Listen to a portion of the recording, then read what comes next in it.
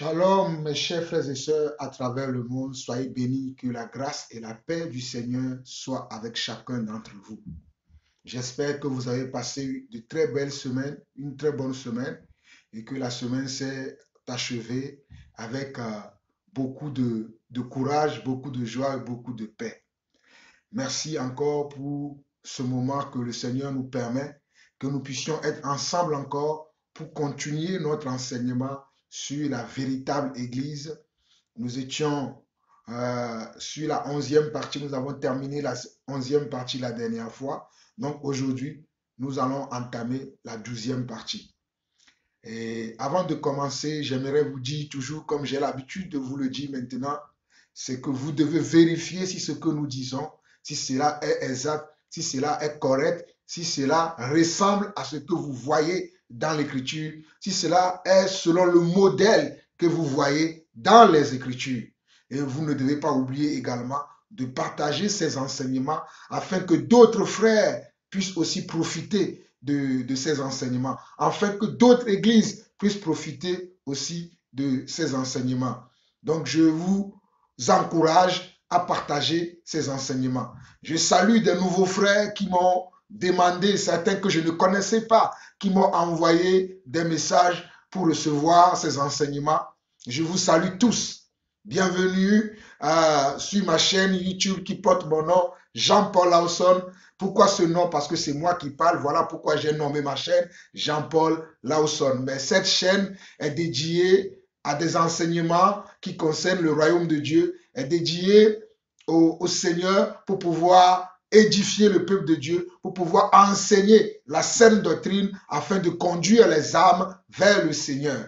Donc c'est pour vous, les nouveaux abonnés, les nouveaux frères, les nouvelles sœurs que j'ai qui me posent cette question. C'est pour ça que je vous présente également dans cette 12e partie ma chaîne YouTube qui porte mon nom, Jean-Paul Lawson, qui est un outil de travail pour moi, un outil pour pouvoir partager ou propager la parole de Dieu. Donc je vous salue tous, vous tous et vous toutes, ces nouveaux frères et ces nouvelles sœurs qui m'encourageaient et qui me bénissaient. Que la grâce et la paix du Seigneur soient également avec vous.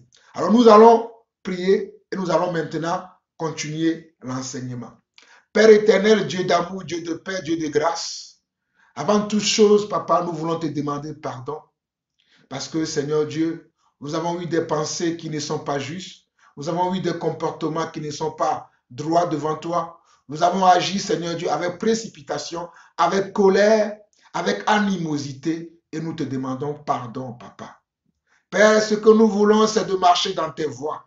Ce que nous voulons, c'est de te suivre, d'être comme toi. Mais Seigneur, parce que nous sommes dans le monde, parfois nous oublions que nous ne sommes pas du monde. Et nous nous comportons comme le monde. Mais ce matin, Seigneur mon Dieu, je t'en supplie, au nom de Jésus, Papa, délivre-nous de la chair, délivre-nous des œuvres de la chair, délivre-nous totalement de notre pensée. Et Seigneur Dieu, aide-nous, Papa, à avoir nos regards fixés sur toi et sur toi seul, afin de mieux te représenter en tout temps, en tout lieu et en toutes circonstances, Papa. Père éternel, toi qui dis et la chose arrive, toi qui ordonnes et elles existent, nous te confions notre vie, nous te confions nos foyers, nos familles, nos enfants, afin que toi tu puisses nous diriger, Papa. Nous te confions, Seigneur Dieu, tout ce que nous avons dans ce monde, nous te le confions à toi, afin que Père, tu puisses nous garder, tu puisses nous protéger, tu puisses nous montrer, Seigneur Dieu, tous les jours le droit chemin, afin que nous puissions marcher toujours sur le droit chemin, Papa. À présent, Seigneur Dieu, nous allons encore entendre ta parole qui est une lampe à nos pieds. Seigneur, bénis ton serviteur, l'apôtre Jean-Paul, qui va nous enseigner, afin que, Seigneur Dieu, ce qui sortira de sa bouche ne soit que ta volonté et ne soit que ta parole, Papa. Abat, Seigneur Dieu, les sentiments, abat, Seigneur Dieu, les émotions, abat, Seigneur Dieu, tout ce qui ne vient pas de toi. Et que ta parole seule puisse nous conduire, nous diriger et nous amener à devenir parfaits en Christ. À toi la gloire, l'honneur, la puissance pour des siècles, au nom de Jésus-Christ. Nous avons ainsi prié. Amen. Amen et Amen. Alors, mes chers frères et sœurs, nous allons continuer notre enseignement. Permettez-moi une seconde. Alors, nous allons continuer notre enseignement sur la véritable Église. Nous étions au chapitre 12 et au chapitre 11 la dernière fois. Donc, aujourd'hui, nous sommes dans le chapitre 12. Et dans le chapitre 12, puisque à la fin du chapitre 11, nous avons parlé d'un événement qui s'était produit dans l'église primitive, qui a fait que 2 personnes ont perdu la vie. Je vais parler de Ananias et son épouse Saphira, qui ont perdu la vie parce qu'ils ont fait un don. Ils ont fait un don aux serviteurs de Dieu. Et en faisant le don, ils sont morts. J'ai reçu beaucoup de questions sur comment maintenant faire le don dans l'église et comment pratiquer le don dans l'église. Ou même arriver à cet endroit, il est normal, il est préférable, il est souhaitable que j'éclaire aussi maintenant l'église sur comment nous devons faire des dons dans l'église. Comment nous devons faire des dons dans l'église afin que cela puisse plaire à Dieu. Puisque quand nous faisons des dons dans l'église, que ce soit un don que nous faisons à un frère, que ce soit un don que nous faisons à une sœur, que ce soit un don que nous faisons à un serviteur de Dieu, nous le faisons pour le Seigneur. Donc, comment nous devons le faire pour que cela ne soit pas un obstacle, pour que cela ne soit pas perçu comme un péché, pour que cela ne soit pas comme un péché. En d'autres termes, pour que cela ne soit pas un péché, comment nous devons faire les dons dans l'église aujourd'hui? Je veux aider quelqu'un, je veux aider un serviteur de Dieu, je veux aider un frère, je veux aider une sœur, je veux aider une assemblée, une église. Comment je dois le faire? Tout est dans la parole de Dieu. Comment doit-on faire l'œuvre de Dieu dans l'église aujourd'hui? Comment doit-on le faire? Comment semer dans l'œuvre de Dieu? Comment donner dans l'église? C'est un enseignement que j'ai donné plusieurs fois dans l'église. Mais puisque je parle encore de l'église aujourd'hui, je me dois de revenir encore sur ce sujet. Et je vous ai dit que cet enseignement aura 12 chapitres. Et aujourd'hui, c'est le 12e chapitre. Mais vous allez voir que nous allons dépasser les 12 chapitres que j'ai prévus. Parce qu'il y a beaucoup de détails. Nous sommes en train de voir déjà l'œuvre que les apôtres ont fait. Vous voyez, nous sommes dans le livre des Actes des apôtres. Nous sommes en train de voir l'œuvre que les apôtres ont fait. Nous étions au chapitre 5. Et c'est dans le chapitre 5 que cet événement douloureux, cet événement qui a changé et la perception de certaines personnes à cette époque a été capitale pour que certaines personnes puissent comprendre la volonté de Dieu, puissent connaître la pensée de Dieu quand nous voulons aimer Dieu et quand nous voulons faire sa volonté. On a vu que Ananias et Saphira sont morts à cause de quoi? Non pas à cause des dons qu'ils ont fait, mais ils sont morts à cause du mensonge qu'ils ont commis.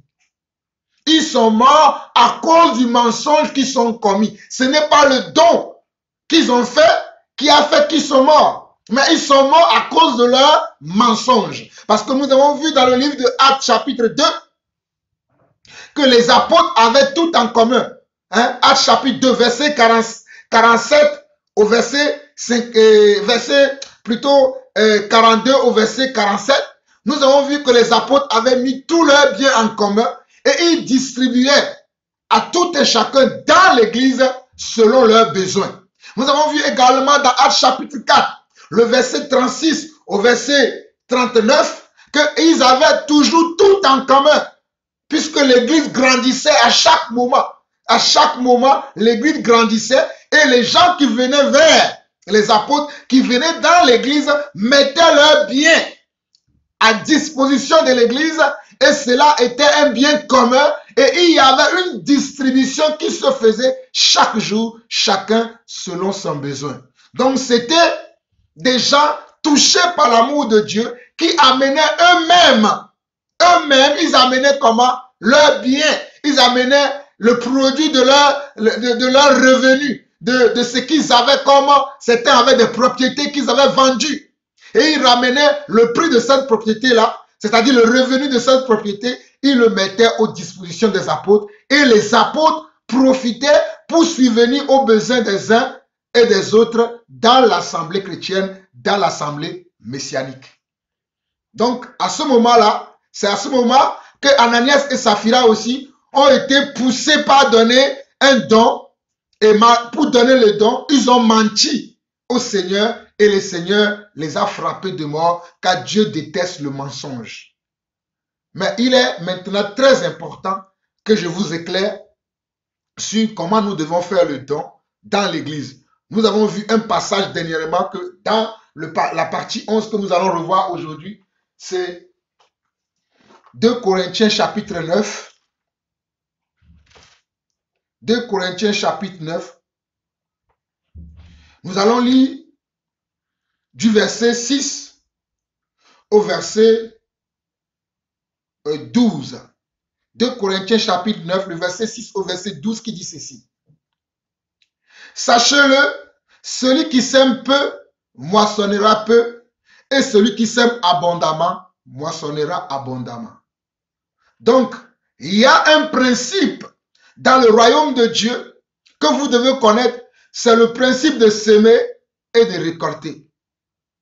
C'est le principe de la sémence et de récolter. Je prends un exemple tout simple.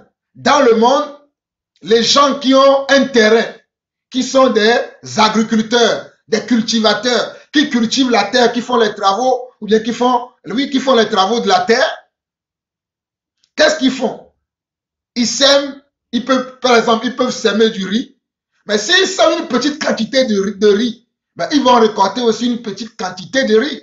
S'ils sèment une petite quantité de maïs, ils récolteront aussi une petite quantité de maïs. S'ils sèment une petite quantité d'haricots, ils récolteront aussi une petite quantité d'haricots. Mais par contre, s'ils sèment une grande quantité de concombres, ils récolteront aussi une grande quantité de concombres. Est-ce que vous comprenez ça? C'est simple. Donc tu sèmes peu, tu moissonnes peu. Ok. Tu sèmes beaucoup, tu moissonneras beaucoup. Ça, c'est un principe que tout le monde doit savoir. Maintenant, nous devons semer selon ce que nous avons. On donne ce qu'on a. Je ne peux pas donner ce que je n'ai pas. Je ne peux pas semer ce que je n'ai pas non plus. Donc, je sème ce que j'ai. Celui qui veut semer sur son terrain, s'il n'a que les maïs, il sèmera les maïs. Il ne peut pas semer l'haricot, il ne peut pas semer le concombre, il ne peut pas semer la pomme de terre. Mais quelqu'un d'autre aura la pomme de terre, le maïs, l'haricot, les courgettes, le mil, le sorgho. Tu vois, vous voyez, quelqu'un d'autre aura plusieurs semences à semer sur ce terrain. Mais quelqu'un d'autre aura qu'une seule semence qu'il peut semer. Parce qu'il n'en a pas beaucoup. Il n'en a qu'une seule. Donc ne soyez pas frustrés non plus parce que vous semez peu. Vous donnez ce que vous avez. Ne soyez pas frustrés parce que vous donnez peu. Vous pouvez donner que ce que vous avez. Si vous en avez beaucoup, vous donnerez beaucoup. Mais puisque vous n'en avez pas beaucoup, vous avez peu, vous donnez ce que vous avez. Ne soyez pas frustrés par rapport à ça. Que le diable ne vous amène pas à être frustré pour dire, bon, moi je sème tout le temps que des petites choses. Je ne sème pas de grandes choses. Mais tu ne peux donner que ce que tu as. Si tu n'as pas, Dieu sait que tu n'as pas. Non, ne sois pas frustré parce que tu ne donnes pas beaucoup. Tu ne peux donner que ce que tu as. Alléluia. Sois béni parce que tu ne donnes que ce que tu as. Alléluia. Et Dieu est content de toi. Souvenez-vous de l'histoire de la veuve. Hein? Souvenez-vous de l'histoire de la veuve dans les évangiles de Matthieu et de Marc. Oui, vous savez qu'une veuve, dans une assemblée, dans un synagogue, le Seigneur Jésus était venu et il y avait des gens qui se levaient pour aller semer dans le tronc de l'arbre qui était dans l'église. Ils allaient semer. Et à un moment donné, le Seigneur a vu qu'il y avait une dame qui s'est levée, qui est venue donner une seule pièce. Et le Seigneur a dit que celle-là, elle a donné plus que tous ceux qui se levaient et qui se pavanaient autour du tronc d'arbre et qui mettaient de leur superflu. Le Seigneur a apprécié comment le don de cette femme-là plutôt que ceux qui se levaient et se pavanaient montraient qu'ils avaient des biens matériels et qui venaient déposer de l'argent dans le tronc. Le Seigneur avait apprécié cette dame-là plutôt que d'apprécier ce qui venait se montrer. Vous voyez? Voilà pourquoi la Bible dit que ce que la main gauche donne, que la main droite ne le sache pas. Vous voyez? C'est dans Matthieu chapitre 5, Matthieu chapitre 5 ou 6. Lisez, vous allez voir. La Bible dit que ce que la main gauche donne, la main droite ne doit pas le savoir. Le don doit être quelque chose qui est venu de ton cœur, qui est venu de ton cœur et surtout de ce que tu as. Surtout de ce que tu as. Mes chers frères et sœurs, j'enseigne ces choses parce que c'est ce que j'ai. Je ne peux pas enseigner quelque chose que je n'ai pas. J'enseigne ces choses parce que c'est ce que moi j'ai reçu. Et je le donne gratuitement, avec joie. Alléluia. Je suis heureux quand j'enseigne la parole de Dieu. Je suis heureux quand je donne ces révélations. Parce que c'est ce que j'ai. C'est ce que Dieu m'a donné. Quelqu'un d'autre ne pourra pas le faire. Il n'y a que moi qui peux le faire parce que c'est le don que j'ai reçu. C'est la grâce que j'ai reçue. C'est l'amour que j'ai pour le Père. Amen. Donc, on voit ici dans 2 Corinthiens 9, le verset 6. On dit, sachez-le, celui qui sème peu, moissonnera peu, et celui qui sème abondamment, moissonnera abondamment. Que chacun donne comme il a résolu en son cœur, sans tristesse ni contrainte, car Dieu aime celui qui donne avec joie. Que chacun donne comment? Que chacun donne comme il a résolu dans son cœur. Tu dois donner comme tu as résolu dans ton cœur. Quand la Bible dit que chacun donne comme il a résolu dans son cœur, cela veut dire également que chacun donne selon comment? Selon sa richesse. Que chacun donne comment? Selon sa richesse, selon ce qu'il possède, selon ce qu'il a, sans contrainte ni tristesse. Sans contrainte ni tristesse. Tu veux donner, donne. Si tu n'as pas envie de donner, ne donne pas. Voilà pourquoi il est écrit que chacun donne comme il a résolu dans son cœur. Que chacun donne comme il a résolu dans son cœur. Qu'on ne t'oblige pas, qu'on ne te force pas, qu'on ne te manipule pas à donner. Mais donne comme toi-même, tu as décidé dans ton cœur. Donne toi-même comme tu as résolu, comme tu as fait le choix, tu as pris la décision. Dans cette affaire, je donnerai 2 €. Dans telle autre affaire, je donnerai 200 €. C'est ta décision. Dans telle autre affaire, je donnerai 10 000 francs CFA. Dans telle autre affaire, je donnerai 1 million de francs CFA. C'est ta décision. Donne selon ton cœur, selon ton moyen, selon tes moyens. Selon tes moyens, parce que tu as aussi une famille à s'en occuper. Tu as aussi, la Bible dit également dans 1 Timothée chapitre 5, que celui qui ne s'occupe pas de sa famille est pire qu'un infidèle. Celui qui ne s'occupe pas de sa famille est pire qu'un infidèle. Tu ne peux pas léser ta famille.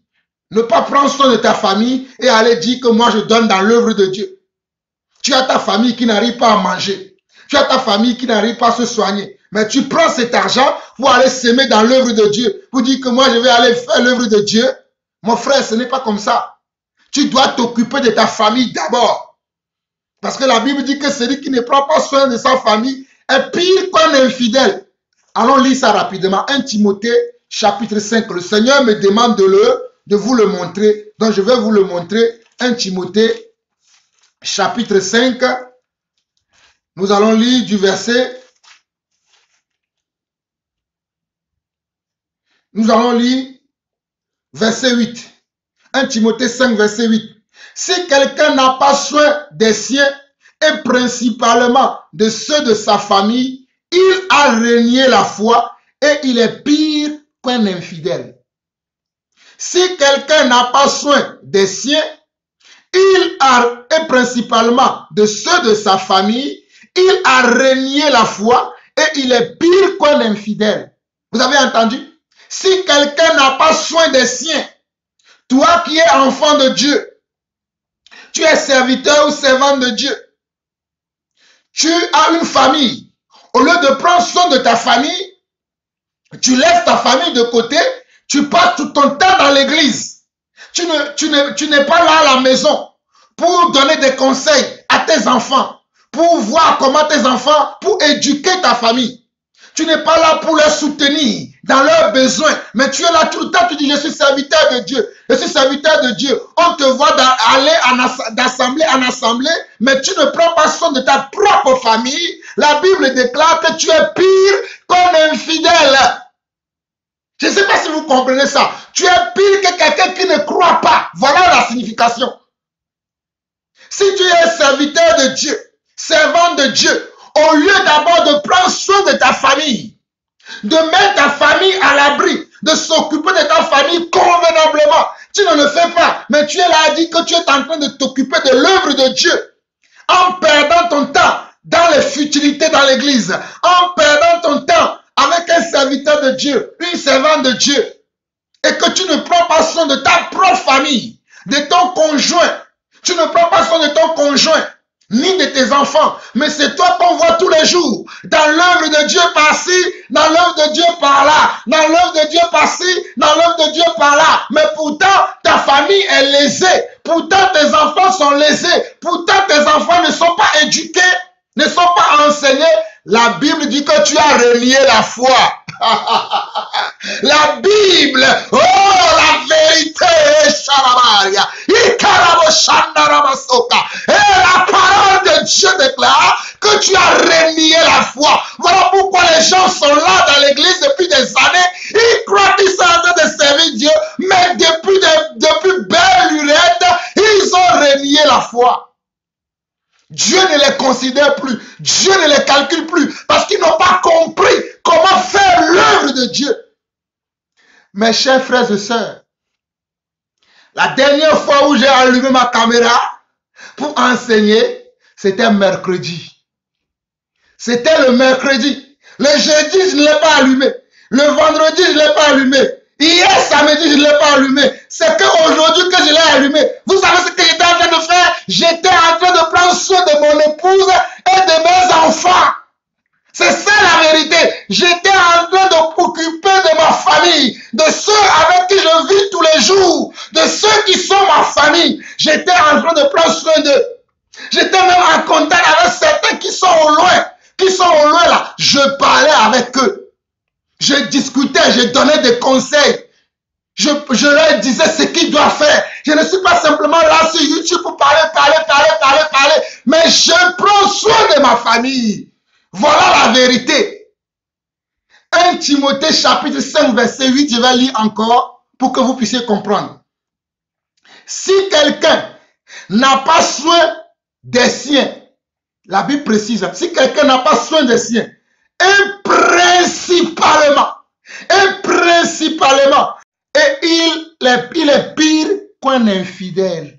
Il a renié la foi et il est pire qu'un infidèle si quelqu'un n'a pas soin des siens. Donc tu dois prendre soin de ta famille, de ton conjoint, de tes enfants si tu en as, de ta mère, de tes frères si tu peux les soutenir, avant de dire que tu veux faire l'œuvre de Dieu. Voilà c'est comme ça que tu dois faire. Mais d'abord de ta famille. Et quand je dis ta famille, d'abord ton conjoint et tes enfants. Et s'il te reste encore quelque chose à donner, tu peux aussi aider tes frères, tes sœurs. Et après, tu pourras aussi servir dans l'œuvre de Dieu. Mais ne sois pas là simplement l'œuvre de Dieu, l'œuvre de Dieu, l'œuvre de Dieu, l'œuvre de Dieu, pendant que ton conjoint et tes enfants sont négligés. L'œuvre de Dieu, l'œuvre de Dieu, l'œuvre de Dieu, l'œuvre de Dieu. Je vais aller s'aimer. Je vais à l'église. L'église a besoin de moi. On a besoin de nous pour faire la décoration de l'église. On a besoin de nous pour faire tes... Mais ton conjoint et tes enfants sont négligés. Ça, ce n'est pas la volonté de Dieu. Ça, c'est les hommes qui ont créé ça. Mais Dieu voudrait que d'abord, avant d'aller prendre soin des autres, prends d'abord soin de ta propre maison. Prends soin de ton conjoint, prends soin de tes enfants, prends soin d'abord de ta famille avant d'aller dire je vais aller prendre soin des autres. Voilà pourquoi des fois vous voyez ma caméra n'est pas allumée. Il n'y a pas d'enseignement. Des fois vous me voyez pendant 2 mois sans enseignement. Pendant 3 mois sans enseignement parce que je m'occupe de ma famille. Je prends le temps de m'occuper de ma famille, de mon conjoint, de mes enfants, de les redresser, les corriger, les suivre dans leurs décisions quotidiennes, les suivre dans leurs études, les suivre dans les choix qu'ils doivent faire. Ça fait partie de l'Église. Écoutez-moi, ça fait partie de l'Église. Nous avançons. 2 Corinthiens, chapitre 9, verset 7. Que chacun donne comme il a résolu en son cœur, sans tristesse ni contrainte, car Dieu aime celui qui donne avec joie. Et Dieu peut vous combler de toutes ses grâces, afin que possédant toujours en toutes choses de quoi satisfaire vos besoins, vous ayez encore en abondance pour toute bonne œuvre. Vous suivez ou pas? Nous sommes dans 2 Corinthiens chapitre 9, le verset 8 qui dit, verset 7 au verset 10 qui dit, que chacun donne comme il a résolu en son cœur, sans tristesse ni contrainte, car Dieu aime celui qui donne avec joie. Et Dieu peut vous combler de toutes ses grâces, afin que possédant toujours en toutes choses de quoi satisfaire à tous vos besoins, vous ayez encore en abondance pour toute bonne œuvre. Selon qu'il est écrit, il a fait des largesses, il a donné aux indigents, sa justice subsiste à jamais. Celui qui fournit de la semence au semeur et du pain pour sa nourriture, vous fournira et vous multipliera la semence et il augmentera les fruits de votre justice. Vous serez de la sorte enrichis à tous égards pour toute espèce de libéralité qui par notre moyen feront offrir à Dieu des actions de grâce. Vous avez compris? Je relis encore. Le verset 7 au verset 11. Que chacun donne comme il a résolu en son cœur, sans tristesse ni contrainte, car Dieu aime celui qui donne avec joie. Et Dieu peut vous combler de toutes ses grâces, afin que possédant toujours en toutes choses de quoi satisfaire à tous vos besoins, vous ayez encore en abondance pour toute bonne œuvre. Selon qu'il est écrit, il a fait des largesses, il a donné aux indigents. Vous voyez? Selon qu'il est écrit, il a fait des largesses, c'est-à-dire il a donné des dons. Il a fait des largesses, il a donné aux indigents. Aux indigents veut dire il a donné aux pauvres. Alléluia. Il a donné aux pauvres. Alléluia. Sa justice subsiste à jamais. Celui qui fournit de la semence au semeur et du pain pour sa nourriture, vous fournira et vous multipliera la semence. Qui vous fournit la semence? C'est lui, c'est Dieu le Père. C'est Dieu qui nous donne même ce que nous semons. La semence que tu as dans tes mains, cela ne vient pas de toi-même. C'est Dieu qui te le donne. Tu comprends? On dit celui qui fournit la semence au semeur. Le semeur c'est qui? Mais c'est nous. La semence c'est quoi? C'est les dons que nous avons. Alléluia. Les dons c'est les divers dons que nous avons. Alléluia. Moi j'ai reçu le don d'apostolat. Qui m'a donné ce don? Mais c'est Dieu. C'est lui qui fournit le don. Alléluia. C'est lui qui donne comment la semence. La parole exactement aussi est une semence. La parole que je prêche aussi, c'est une semence. Mais elle n'est pas à moi. Elle est à Dieu. La parole n'est pas à moi. Elle est à Dieu. Mais Dieu m'a appelé pour que moi je puisse être comment? Alléluia. Pour que je puisse être comment? Un serviteur dans son champ. Je suis un serviteur dans le champ de Dieu. Je viens, je sème la parole. Qui l'a fait croire? Ce n'est pas moi. C'est le Seigneur qui l'a fait croire. Voilà pourquoi le Seigneur dit, dans le livre de 1 Corinthiens chapitre 1, l'apôtre Paul dira que Paul a semé, Apollos a arrosé, et le Saint-Esprit a fait croire. Peut-être ce que je suis en train de dire là, certains d'entre vous, vous l'avez entendu quelque part. Aujourd'hui, comme vous m'écoutez encore, c'est comment, c'est quoi? C'est une forme d'arrosage. Ou peut-être vous-même, vous l'avez lu dans vos méditations. Mais vous avez oublié. Mais Dieu vient l'arroser encore aujourd'hui afin que ça puisse porter du fruit au bon moment. Alléluia. Vous voyez comment Dieu travaille? Ce que je suis en train de dire là, peut-être vous l'avez déjà entendu quelque part ou vous l'avez médité vous-même. Mais aujourd'hui, Dieu vient encore l'arroser. Voilà pourquoi la Bible dit, dans 2 Corinthiens 9, le verset 10, il dit, celui qui fournit de la semence au semeur. Les semeurs, c'est qui? Mais c'est nous, les enfants de Dieu. Alléluia. Qui nous fournit la semence? Dieu. Celui qui fournit la semence au semeur, c'est Dieu. C'est Yeshua le Messie. Alléluia. C'est Yeshua le Messie qui fournit la semence au semeur. C'est Yeshua le Messie qui fournit la semence au semeur. Voilà pourquoi la Bible dit dans 2 Corinthiens 9, verset 10, celui qui fournit de la semence au semeur et du pain pour sa nourriture, et du pain pour sa nourriture, même la nourriture que tu manges, c'est Dieu qui te le fournit. Même si c'est toi qui es parti au supermarché, tu as fait les courses selon tes envies, mais c'est Dieu qui te fournit ça. Détrompe-toi. Les gens me diront, oui, j'ai travaillé, j'ai gagné de l'argent. Mais qui t'a donné la force pour que tu ailles travailler? Qui t'a donné la vie, le souffle de vie pour que tu ailles travailler? Donc tout est pour Dieu. Voilà pourquoi la Bible dit, tout est pour lui, à lui et pour lui. Tout a été créé par lui et pour lui. Tout a été créé par lui et pour lui. Alors quand tu donnes, donne ce que tu peux et ce que tu as décidé. Regardez, 2 Corinthiens 9, verset 10. Celui qui fournit de la semence au semeur et du pain pour sa nourriture, vous fournira et vous multipliera la semence.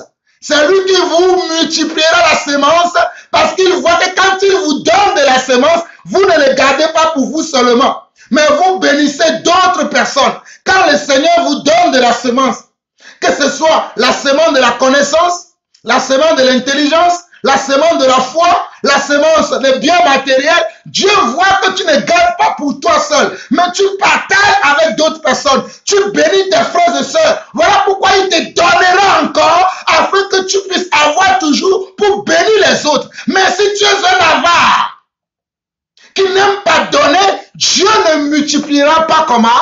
Ta semence.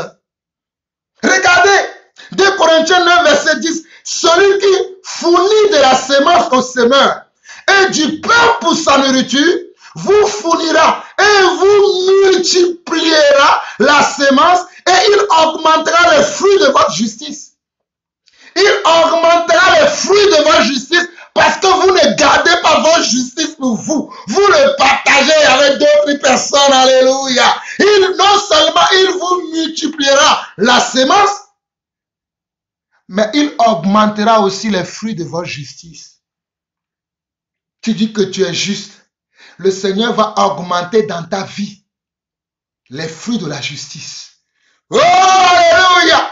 J'ai les fruits de la justice, moi. Oh, alléluia! J'ai les fruits de la justice. As-tu aussi le fruit de la justice? Mon frère, ma soeur, as-tu aussi le fruit de la justice? Moi, Jean-Paul Lawson, l'apôtre élu de Dieu, j'ai le fruit de la justice parce que j'aime semer, j'aime donner de la connaissance, de l'intelligence, de la sagesse que j'ai et j'aime aussi semer dans l'œuvre de Dieu. Voilà le temps que je sème. Regardez, le temps là que je passe là, c'est une semence. Ah, oh, c'est une semence dans l'œuvre de Dieu. Mais qu'est-ce que toi tu sèmes?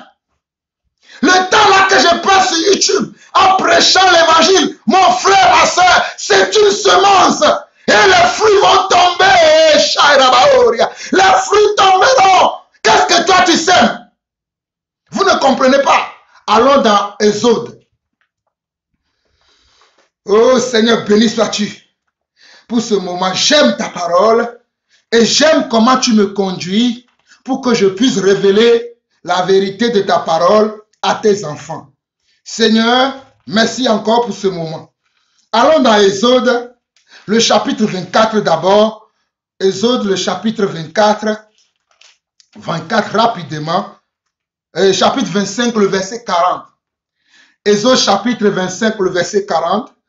Le Seigneur dit à Moïse dans ce chapitre d'Exode, regarde et fais d'après le modèle qui t'est montré sur la montagne.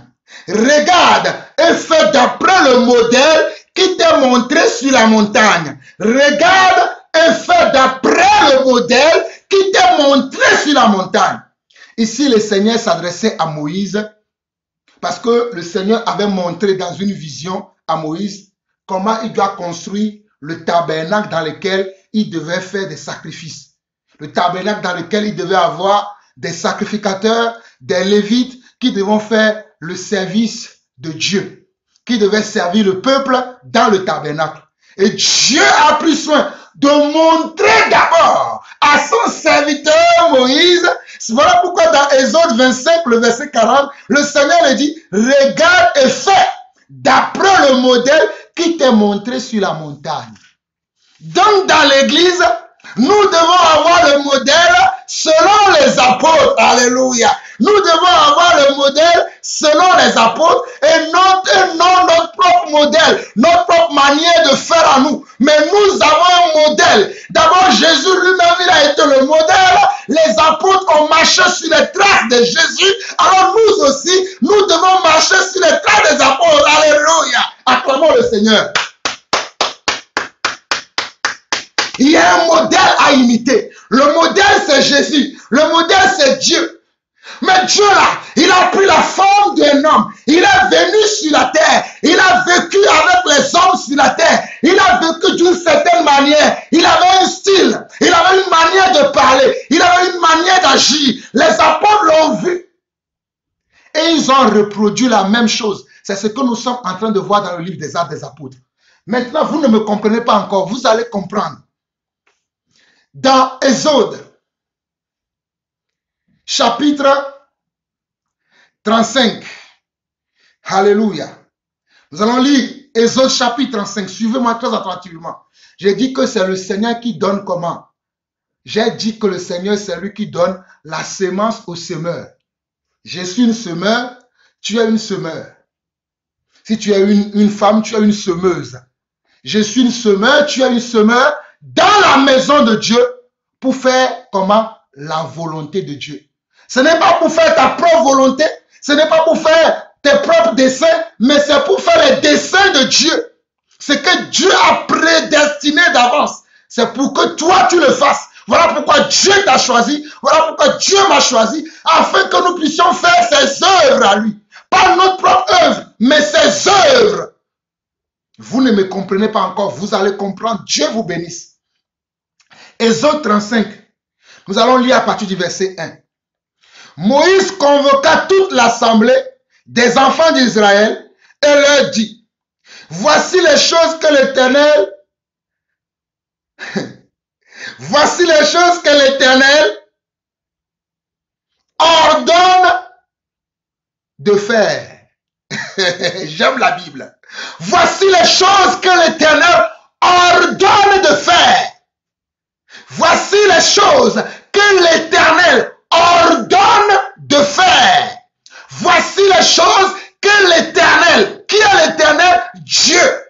Qui est l'Éternel? Jésus. Au commencement était la parole. La parole était avec Dieu et la parole était Dieu.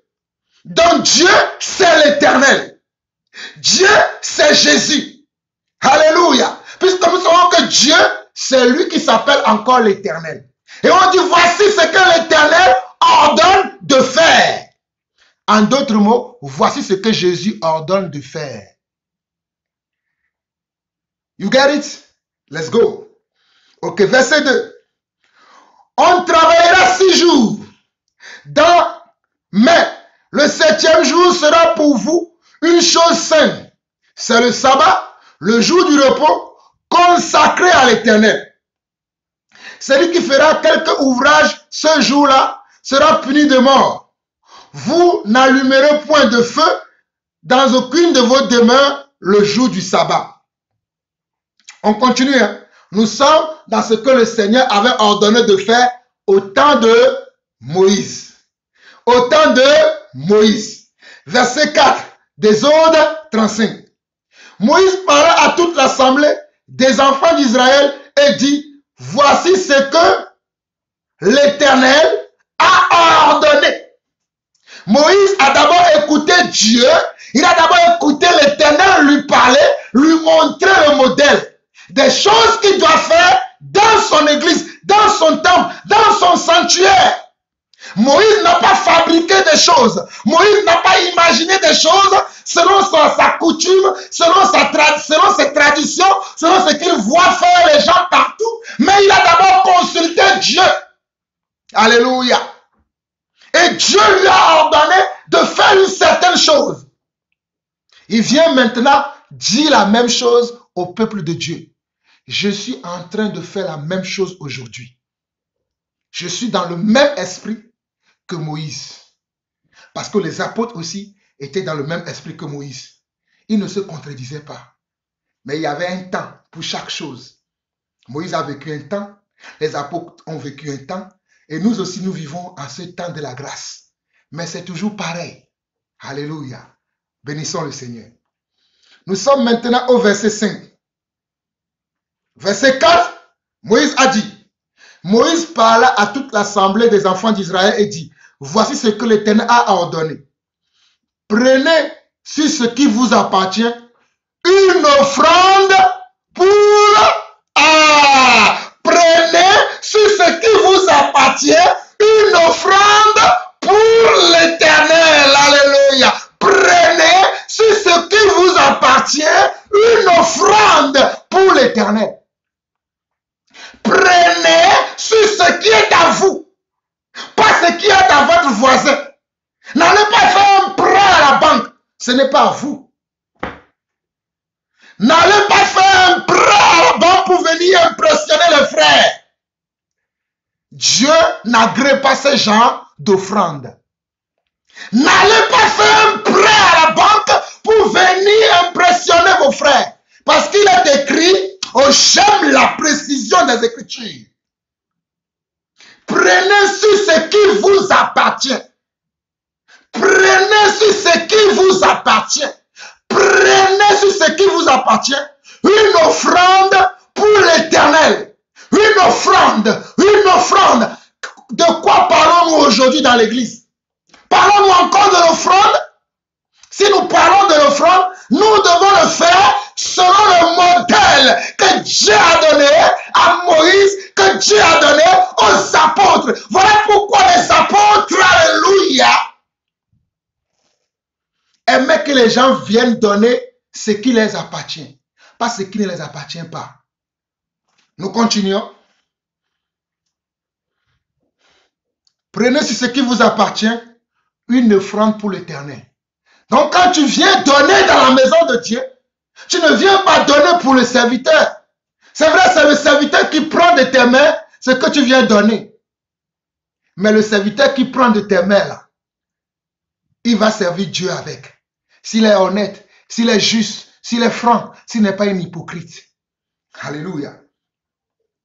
Tout homme dont le cœur est bien disposé apportera en offrande à l'Éternel de l'or, de l'argent et de l'airain.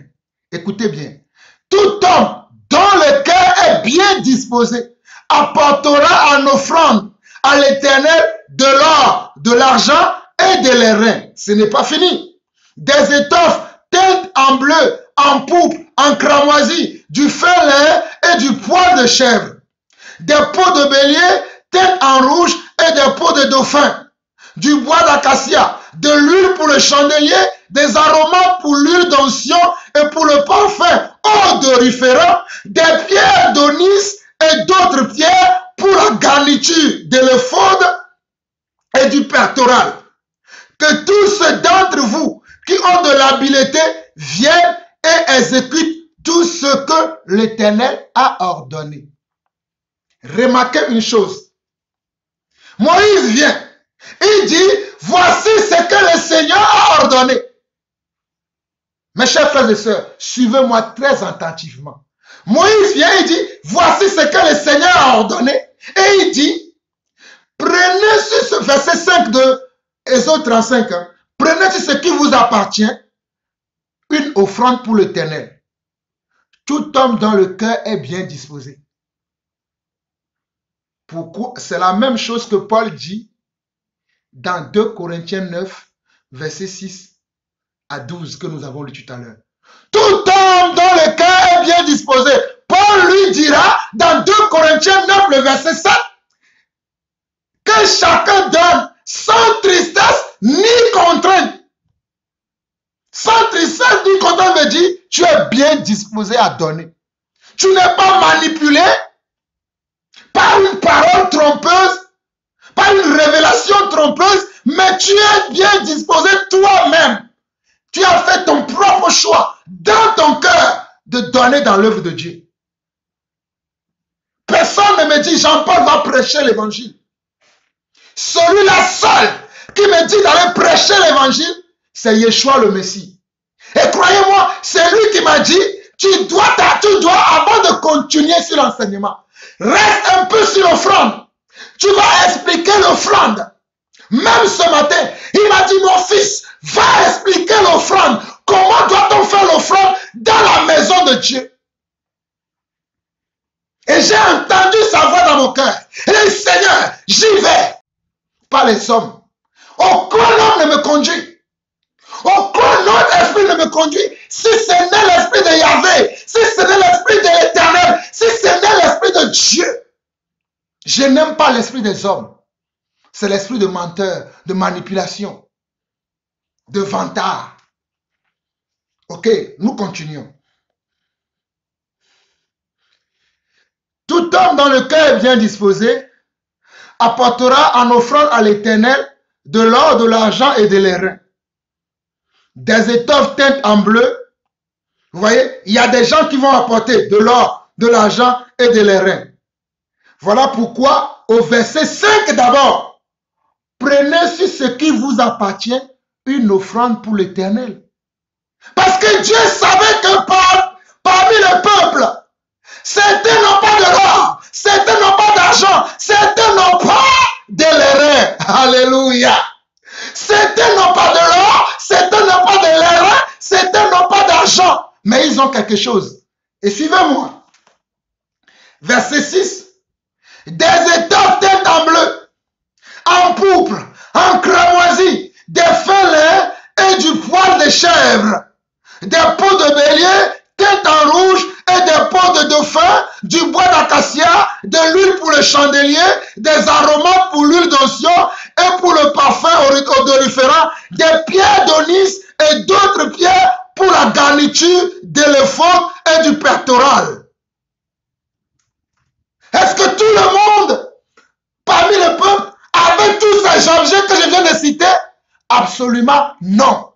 Mais parmi eux là, certains avaient de l'argent, certains avaient de l'airain, certains avaient de l'or, certains avaient du bois d'acacia, certains avaient de l'huile odoriférante. Et toutes ces personnes-là, quand ils vont écouter la parole de Moïse, ils vont aller prélever une portion dans ce qui les appartient pour venir donner dans l'œuvre de Dieu.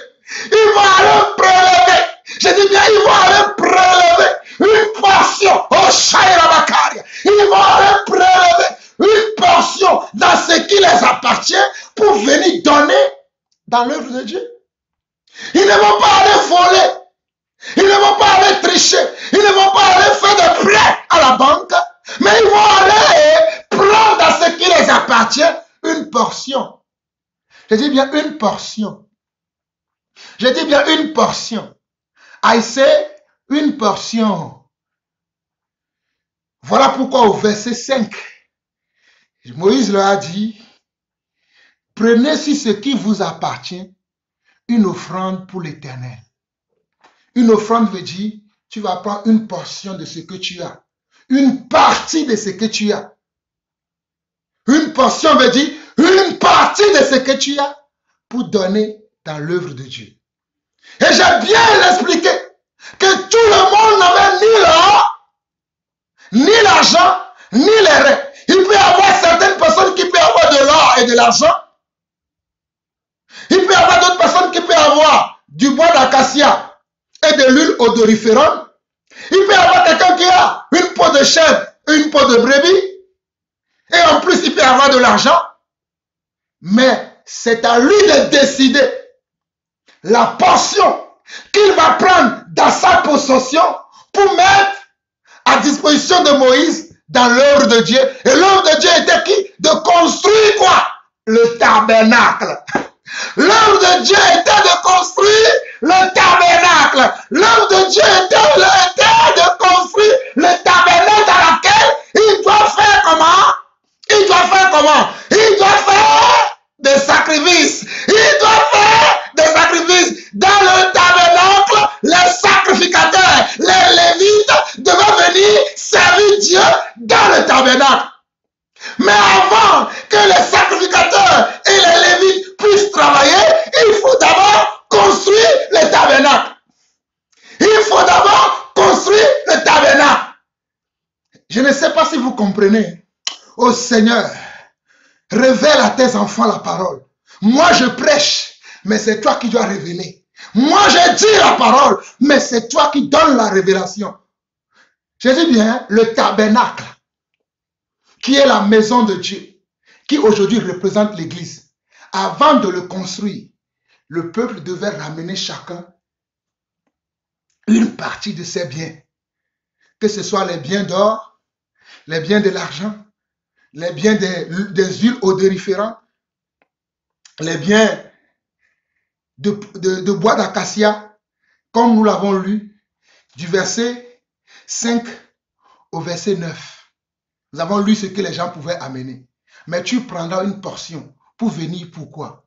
Pour donner au serviteur de Dieu qui est Moïse, pour que Moïse puisse faire selon le modèle que Dieu lui a montré. Nous l'avons vu dans Exode 25, le verset 40. Pour que Moïse puisse faire selon le modèle que Dieu lui a montré. Aujourd'hui, là, l'église, le tabernacle, ce n'est plus la construction, ce n'est plus le temps, c'est nous. Aujourd'hui, le tabernacle, c'est nous. Non, c'est nous qui devons prendre soin de nos frères et sœurs. C'est nous qui devons aider nos frères et sœurs. À l'époque, le tabernacle, c'était ce que Dieu avait montré à Moïse. Voilà pourquoi Moïse devait dire au peuple ce que Dieu lui a dit. Et Moïse l'a dit. Mais pour construire quoi? Pour construire le tabernacle. Aujourd'hui, nous devons construire la vie de nos frères et sœurs dans l'église. Avec nos biens. Mais il n'y a pas que de l'argent qui fait l'œuvre de Dieu. Il n'y a pas que de l'argent qui est une offrande. Regardez la suite. Nous continuons. La suite dit, au verset 10, que tous ceux d'entre vous qui ont de l'habileté viennent et exécutent tout ce que l'Éternel a ordonné. Tous ceux qui ont de l'habileté. Tous ceux qui ont de l'habileté viennent et exécutent tout ce que l'Éternel a ordonné. Tous ceux qui ont de l'habileté, c'est-à-dire tous ceux qui sont habiles, tous ceux qui ont un talent, tous ceux qui ont une connaissance, une intelligence pour venir, ils doivent venir le mettre maintenant à la disposition de l'église. Voilà pourquoi moi, Jean-Paul ensemble, je mets mon talent, mon habileté, c'est d'enseigner la vérité, c'est d'annoncer la parole de Dieu avec exactitude. Voilà pourquoi moi, je viens avec ce talent pour le mettre à la disposition de l'église. Vous n'avez pas encore compris. Je relis le verset 10 d'Exode 35 pour vous. Exode 35, verset 10. Que tous ceux d'entre vous qui ont de l'habileté viennent et exécutent tout ce que l'Éternel a ordonné. Tous ceux qui ont de l'habileté. Alléluia. D'entre vous qui ont de l'habileté viennent et exécutent tout ce que l'Éternel a ordonné. parmi nous dans l'église. C'était la grâce de nous emmener dans la louange. Comme ma soeur Grâce, que le Seigneur te bénisse. Comme mon frère Sébastien, que le Seigneur te bénisse. Comme ma maman Julienne, que le Seigneur te bénisse. Moi-même, l'apôtre Jean-Paul, Dieu m'a donné aussi la grâce de chanter, de louer le Seigneur. Vous allez voir que dans certains de mes enseignements, je chante, je loue avant de commencer l'enseignement. Parce que ce n'est pas un seul talent, ni une seule grâce qu'on peut avoir dans la maison de Dieu. On peut avoir 2, 3, 4, plusieurs grâces selon que nous sommes dans l'œuvre et que Dieu nous voit.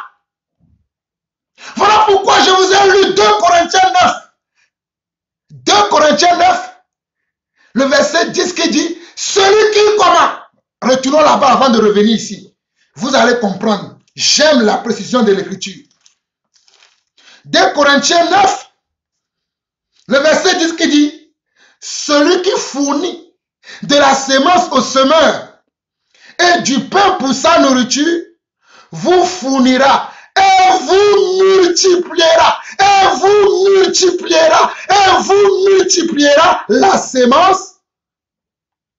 La semence, c'est aussi les dons que nous avons. C'est aussi les talents que nous avons dans l'église. La semence représente également les dons du ministère, représente également les dons de motivation. Quelqu'un a le don de foi, mais à la même personne a le don de guérison. Quelqu'un a le don de miracle, la même personne a le don de connaissance ou le don de sagesse. Quelqu'un a le don de chanter, le don de glorifier le Seigneur, de louer le Seigneur. En même temps, il y a le don d'enseigner ou d'exhorter. C'est aussi une semence. Parce que nous sommes des semeurs dans le champ de Dieu. Nous sommes des semeurs dans le champ de Dieu. Mais celui qui nous donne la semence, c'est Dieu le Père. C'est Adonai, c'est Elohim, c'est Yahweh, c'est Yehovah Zebaoth. C'est Jésus qui nous donne la semence. C'est Jésus, c'est Yeshua qui nous donne la semence. Voilà pourquoi il est écrit dans 2 Corinthiens 9, le verset 10, celui qui fournit de la semence au semeur et du pain pour sa nourriture, vous fournira et vous multipliera la semence et il augmentera les fruits de votre justice. Vous comprenez maintenant? Je bénis le Seigneur pour sa parole. Alléluia. Alléluia. Alléluia. Voilà pourquoi au verset 10 maintenant, Exode chapitre 35, que tous ceux d'entre vous qui ont de l'habileté viennent et exécutent tout ce que l'Éternel a ordonné. Lisez jusqu'au verset 21. Au verset 21, d'Exode 35, regardez. Tout ce qui fut entraîné par le cœur et animé de bonne volonté, vint et apportait une offrande à l'Éternel pour l'œuvre de la tente d'assignation, pour tout son service et pour les vêtements sacrés. Je relis encore Exode 35, le verset 21.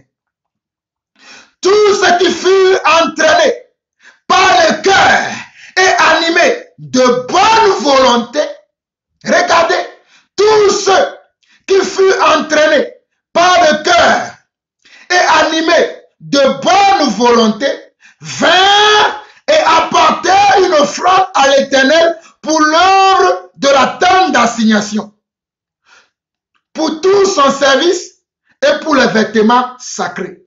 Les hommes vinrent aussi bien que les femmes. Tous ceux dont le cœur était bien disposé apportèrent des boucles, des anneaux, des bagues, des bracelets, toutes sortes d'objets d'or. Chacun présenta l'offrande d'or qu'il avait consacrée à l'Éternel. Vous avez vu? Chacun présenta. Alléluia. C'est très important. J'arrive une seconde. Je me suis permis de faire quelques réglages parce que ma vidéo commence à s'assombrir parce qu'il n'y avait pas toutes les lumières dans ma pièce. J'ai allumé. Donc, on nous dit dans Exode 35, verset 21 au verset 22 dit: tous ceux qui furent entraînés par le cœur et animés de bonne volonté vinrent et apportèrent une offrande à l'Éternel pour l'œuvre de la tente d'assignation, pour tout son service et pour tous les vêtements sacrés. Les hommes vinrent aussi bien que les femmes. Vous avez vu? Il n'y a pas que les hommes qui ont donné, les femmes aussi ont donné. Voilà pourquoi la Bible dit: les hommes vinrent aussi bien que les femmes. Tous ceux dont le cœur était bien disposé. Parce que c'est dans le cœur qu'on décide de faire une offrande à Dieu. Ce n'est pas par la manipulation des hommes de Dieu. Mais dans le cœur, je décide de soutenir le serviteur de Dieu, l'apôtre Jean-Paul Lawson. Je n'ai jamais manipulé quelqu'un. Je n'ai jamais manipulé quelqu'un pour me soutenir. Je sais que c'est Dieu qui m'a appelé pour le servir. Et je sais que j'ai des frères et des sœurs qui savent que c'est Dieu qui m'a appelé. Et volontairement, eux-mêmes, ils mettent ce qu'ils peuvent à ma disposition pour que je puisse continuer l'œuvre de Dieu. Moi qui vous parle, je n'ai jamais acheté. Je continue. Tous ceux qui furent entraînés par le cœur et animés de bonne volonté vinrent et apportèrent une offrande à l'Éternel pour l'œuvre de la tente d'assignation, pour tout son service et pour les vêtements sacrés. Les hommes vinrent aussi bien que les femmes. Tous ceux dont le cœur était bien disposé apportèrent des boucles, des anneaux, des bagues, des bracelets, toutes sortes d'objets d'or. Chacun présenta l'offrande d'or qu'il avait consacrée à l'Éternel. Vous avez vu? Chacun présenta l'offrande d'or qu'il avait consacrée à l'Éternel. Je continue. Tous ceux qui avaient des étoffes teintes en bleu, en pourpre, en cramoisi, du fin lin et du poil de chèvre, des peaux de bélier teintes en rouge et des peaux de dauphin, les apportèrent. Tout ce que Moïse avait dit au verset 7 jusqu'au verset 9, les gens les apportèrent. Les gens les apportèrent selon leur propre décision. Personne ne les a manipulés. Moïse a simplement dit, Dieu a dit, vous devez donner une partie de ce que vous avez. Une partie de ce que vous avez. Moïse s'est arrêté là. Maintenant, il a laissé le Seigneur lui-même convaincre les gens individuellement de venir donner. Il a laissé le Seigneur convaincre les gens. Il ne les a pas manipulés. Ok. Verset 24. Tous ceux qui présentèrent par élévation une offrande d'argent et d'airain apportèrent l'offrande à l'Éternel. Tous ceux qui avaient des bois d'acacia pour les ouvrages destinés au service l'apportèrent. Verset 25. Toutes les femmes qui avaient de l'habileté. Toutes les femmes qui avaient de l'habileté filèrent de leurs mains et elles apportèrent leur ouvrage, des fils teints en bleu, en pourpre, en cramoisi et du fin lin. Regardez, il y avait même des femmes qui avaient une certaine habileté que Moïse n'a pas. Il y a certaines habiletés que moi je n'ai pas, mais que vous avez. Mais vous devez venir m'aider avec ça. Voilà pourquoi je bénis ma soeur Grâce, qui chante des cantiques pour m'aider dans l'œuvre que je fais. Je bénis mon frère Sébastien, qui est un musicien, qui accompagne nos cantiques. Je bénis ma soeur Julienne, qui chante aussi pour m'aider. Tous les louanges que vous écoutez sur ma chaîne, ce sont les louanges que tous les frères, et sœurs que j'ai cités là, et moi-même, plus et bien évidemment, mon épouse et mes enfants, nous avons travaillé pour ça. Moi et ma famille, nous servirons l'Éternel. Mon épouse que vous ne voyez pas, elle n'est pas à mon côté, mais elle est à l'ombre, elle travaille avec moi dans l'œuvre de Dieu. Je continue. Verset 26 d'Exode, chapitre 35. Toutes les femmes dont le cœur était bien disposé et qui avaient de l'habileté filaient du poil de chèvre. Vous avez vu? Les femmes qui avaient de l'habileté. Donc, certains avaient donné des choses matérielles, d'autres ont travaillé ces choses matérielles pour que le tabernacle soit comment? Soit parfait. Voilà pourquoi dans l'église maintenant, il y a des gens qui peuvent venir avec des biens matériels. Il y a d'autres qui vont enseigner. Il y a d'autres qui vont encourager. Il y a d'autres qui vont exhorter. Il y a d'autres qui vont comment? Chanter, louer, adorer. Mais nous avons des talents et des dons différents, mais tous pour le service de Dieu. Mais tous ces dons et ces talents sont pour le service de Dieu. Tous ces dons et ces talents sont pour le ministère. Sont pour le ministère de qui? Le ministère de Yeshua le Messie. Mais ce n'est pas pour une seule personne.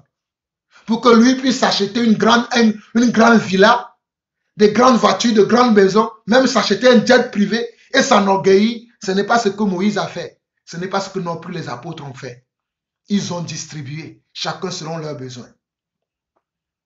À l'époque de Moïse, Moïse a reçu ces choses, il a construit le tabernacle. Mais à notre époque, le tabernacle, c'est nous. Nous recevons ces dons et nous devons bénir les frères. C'est la même chose. That is the same. It is the same. À l'époque de Moïse, Moïse a reçu ses biens pour construire le tabernacle où devaient se passer les sacrifices, où le peuple amenait les veaux, les taureaux, les béliers. Aujourd'hui, Jésus est mort. Le tabernacle là n'existe plus. C'est nous maintenant qui sommes devenus les temples. Et donc c'est nous les hommes dont on doit prendre soin. C'est nous les hommes dont on doit prendre soin. Voilà pourquoi je prends soin de l'église. Je prends soin de mes frères et sœurs. Je vous visite, je vous appelle. Quand vous m'appelez, je suis disponible. Voilà ce que nous devons faire. Nous sommes dans Exode 35, le verset 28, verset 27, jusqu'au verset 35. Et je vais m'arrêter là aujourd'hui parce que vous avez vu, on a dépassé déjà 1 heure. Et comme vous êtes des gens qui n'arrivent pas à comprendre cet enseignement sur l'offrande, dans la 13e chapitre, je reviendrai dessus pour aller un peu plus en profondeur, pour vous montrer encore des révélations cachées que vous n'avez pas. Je ne suis pas en train de m'enorgueillir. Je suis en train de vous dire comment Dieu me dit d'enseigner. Moi, je suis le fil que Dieu m'a donné. C'est lui qui m'a embauché. C'est lui qui m'a appelé à venir dans l'église. Je fais comme il veut. Ça ne peut pas plaire à tout le monde. Je ne suis pas là pour plaire aux gens. Je suis là pour faire ce qu'il m'a dit de faire dans l'église. Nous continuons. Verset 27 au verset 35. Je vais m'arrêter au verset 35. Et nous continuerons prochainement encore sur l'offrande. Parce qu'il y a encore des choses que je dois dire. Je n'ai pas tout dit. Ok. Les principaux du peuple apportèrent des pierres, d'onyx et d'autres pierres pour la garniture de l'éphod et du pectoral. Les principaux du peuple apportèrent des pierres d'onyx et d'autres pierres pour la garniture de l'éphod et du pectoral. Des aromates et de l'huile pour le chandelier, pour l'huile d'onction et pour le parfum odoriférant. Tous les enfants d'Israël, hommes et femmes, dont le cœur était disposé à contribuer à l'œuvre que l'Éternel avait ordonnée par Moïse, apportèrent des offrandes volontaires à l'Éternel. Regardez bien Exode 35, le verset 29. Tous les enfants d'Israël, hommes et femmes, dont le cœur, alléluia, j'aime la précision de la parole.